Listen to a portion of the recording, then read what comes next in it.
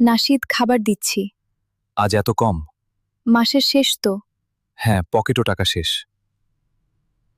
Aunty, আম্মু অসুস্থ, আজ রান্না হয়নি। তোমরা কিছু খাওনি? না আন্টি। দাঁড়াও, আমি আসছি। সাফা, আমাদের খাবারই তো অল্প। জানি। তাহলে? ক্ষুধার্ত মানুষকে ফিরিয়ে দিলে এই খাবারেও শান্তি থাকবে না। আন্টি, আল্লাহ আপনাকে ভালো রাখুক। তোমার আম্মুকে বলো চিন্তা না করতে। আপনারা কি খাবেন?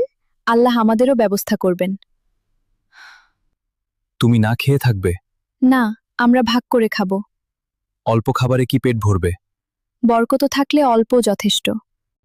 জি ভাই, বলুন। ভাই, আপনার আগের কাজের বাকি টাকা পাঠিয়ে দিলাম।